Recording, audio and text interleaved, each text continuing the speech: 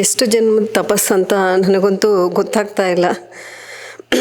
ಬರಬೇಕಾದ್ರೆ ನಾನು ಹೆಂಗೆ ಬಂದಿದ್ದೆ, ಫಸ್ಟು ಗುರೂಜಿಗೆ ಫೋನ್ ಮಾಡಿದಾಗ ನಾನು ಹೆಂಗಿದ್ದೆ ಅಂದರೆ, ಹೊಸದುರ್ಗ ಸ್ವಾಮಿಯವರು ಹೇಳಿದ್ರು ಈ ಥರ ಹಿಂಗೆ ಒಂದು ಸ್ವಲ್ಪ ಈ ಥರ ಹುಷಾರಿಲ್ಲ ನನಗೆ, ಏನೋ ತುಂಬ ಡಿಪ್ರೆಷನ್ ಆಗಿ ನೈಟ್ ಫುಲ್ಲು ಒಂದು 2-3 ವರ್ಷದಿಂದ ನಾನು ನೈಟ್ ಫುಲ್ ನಿದ್ದೆನೇ ಮಾಡಿರಲಿಲ್ಲ. ಆವಾಗ ಒಂದಿನ ಬಂದರು ಮನೆಗೆ. ನಾನು ಅವತ್ತು ಅವ್ರಿಗೆ ಟೈಮ್ ಇತ್ತು ಅಂತ ಹಿಂಗೆ ಹೇಳಿದೆ, ಗುರುಗಳೇ ಹಿಂಗೆ ಈ ಥರ ಪ್ರಾಬ್ಲಮ್ ಆಗ್ತಿದೆ, ಯಾವುದಾದ್ರೂ ಡಾಕ್ಟ್ರನ್ನ ಸಜೆಸ್ಟ್ ಮಾಡಿರಿ ಅಂತ ಹೇಳಿದೆ. ಆವಾಗ ಅವ್ರು ಹಂಗೆ ಒಂದು 10 ನಿಮಿಷ ಕುತ್ಕೊಂಡು ಆಮೇಲೆ ತಕ್ಷಣ ಫೋನ್ ಮಾಡಿದ್ರು ಗುರೂಜಿಗೆ, ಹರಿ ಗುರೂಜಿ ಅವರಿಗೆ ಫೋನ್ ಮಾಡಿದ್ರು. ಇವ್ರು ಫೋನ್ ಅಟೆಂಡ್ ಮಾಡಿದ್ರು ಅಂತ ಅನಿಸುತ್ತೆ. ಅವ್ರು ನನ್ನ ವಿಷಯ ಮಾತಾಡಿದ್ರು, ಈ ಥರ ಹಿಂಗೆ ನಮಗೆ ತುಂಬ ಬೇಕಾಗಿರೋ ಹೆಣ್ಮಗಳು, ಈ ಥರ ಏನೋ ಅವಳಿಗೆ ಹೆಲ್ತ್ ಇಶ್ಯೂಸ್ ಇದೆ, ನಿದ್ದೆ ಬರ್ತಾ ಇಲ್ವಂತೆ. ಆಯಿತು ಕಳಿಸಿ ಅಂತ ಹೇಳಿದ್ರು. ಆಮೇಲೆ ನಾನು ಚಂದ್ರಲೇಔಟು ಮಠಕ್ಕೆ ಬಂದಾಗ ಆ ಗುರುಗಳನ್ನ ಅಷ್ಟು ರಶ್ಶಲ್ಲೂ ಗುರುಗಳು ಮತ್ತು ರಾಮ್ಜಿಯವರು ಹೊರಗಡೆ ನಿಂತಿದ್ದರು. ನಾನು ನನ್ನ ಮಗ ಒಳಗೆ ಹೋಗ್ಬೇಕಾದ್ರೆ ನನಗೆ ನೋಡ್ತಿದ್ದಂಗೆ ಇವರೇ ಗುರುಗಳಂತ ನಾನು ಅಲ್ಲಿಂದನೇ ಕಂಡು ಒಳಗಡೆ ಹೋದೆ ನಾನು. ಅಂದರೆ ಸ್ವಾಮಿಯರು ಹೇಳೋದಕ್ಕಿಂತ ಮುಂಚೆನೇ ಆಮೇಲೆ ನಮಗೆ ಕರೆಸ್ಬಿಟ್ಟು ಮಾತಾಡ್ಸಿದ್ರು. ಆವಾಗ ಗುರೂಜಿ ನನಗೆ ತಲೆ ಮೇಲೆ ಕೈ ಇಟ್ಬಿಟ್ಟು, ಇಲ್ಲಮ್ಮ ನಿಂಗೇನು ತುಂಬ ಏನು ಪ್ರಾಬ್ಲಮ್ ಆಗಿಲ್ಲ, ನೀನು ಸರಿ ಹೋಗ್ತೀಯ, ತುಂಬ ಯೋಚನೆ ಮಾಡೋಕ್ಕೆ ಹೋಗಬೇಡ ಅಂತ ಹೇಳಿ ನನಗೆ ಆಶೀರ್ವಾದ ಮಾಡಿದ್ರು. ಅವತ್ತೇ ಅರ್ಧ ಕಡಿಮೆ ಆಗೋಯ್ತು ನನಗೆ.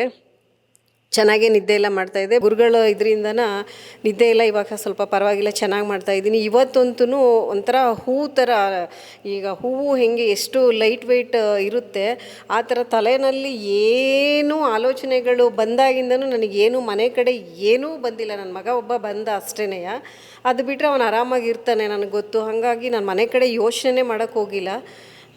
ಯಾವ ಥರ ನಾನು ಇದ್ದೀನಿ ಅಂತಂದರೆ, ಒಂಥರ ಇದ್ರ ಮೇಲೆ ನಡೀತಾ ಇದ್ದೀನೇನೋ, ಗಾಳೀಲಿ ಹಾರಾಡ್ತಾ ಇದ್ದೀನೇನೋ, ಹೂ ಥರ ನನಗೆ ಫೀಲ್ ಆಗ್ತಾಯಿದೆ. ಬಟ್ಟು ಎಲ್ರೂ ನೀವು ಅದನ್ನು ಒಂದು ಇದರಿಂದ ಮನಸ್ಸಿಂದ ಫೀಲ್ ಮಾಡಿಕೊಂಡು, ನಾವು ಯಾವುದೇ ಆಗಲಿ ಒಂದು ಊಟ ತಿನ್ನಬೇಕಾದ್ರೂ ಅಷ್ಟೇ, ಒಂದು ಎಲ್ಲೋ ಹೋಗಿರ್ತೀವಿ, ಒಂದು ಏನೇ ಇದು ಮಾಡಬೇಕಂದ್ರೆ ನಾವು ಮನಸ್ಸಿಂದ ಇದು ಚೆನ್ನಾಗಿದೆ, ಒಂದು ಮಾತ್ರೆ ತೊಗೊಬೇಕಂದ್ರೂ ನಾವು ನಮ್ಮ ಕಾಯಿಲೆ ವಾಸಿ ಆಗುತ್ತೆ ಅಂತ ತೊಗೊಂಡ್ರೆ ಮಾತ್ರ ನಮಗೆ ಇನ್ನರ್ಗದು ವರ್ಕ್ ಆಗೋದು.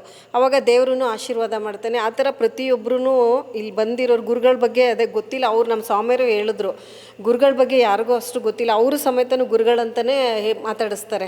ಎಷ್ಟು ಜನ ನಾನು ಕಳಿಸಿದ್ದೀನಮ್ಮ, ಎಲ್ಲರಿಗೂ ತುಂಬ ಒಳ್ಳೆಯದಾಗಿದೆ ಅಂತ ಹೇಳಿ ನನಗೆ ಹೆಂಗೋ ಒಂದು ಸೋಲಿಂದ ನನಗಿದಾಯಿತು.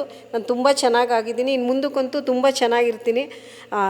ಯಾವ ಜನ್ಮದ ತಪಸ್ಸೋ ನನಗೆ ಗೊತ್ತಿಲ್ಲ, ಗುರುಗಳು ಸಿಕ್ಕಿದ್ದು. ನಾನು ಯಾವ ರೀತಿ ಕೃತಜ್ಞತೆ ಅರ್ಪಿಸ್ಬೇಕು ಅಂತಲೂ ನನಗೆ ಗೊತ್ತಾಗ್ತಾ ಇಲ್ಲ.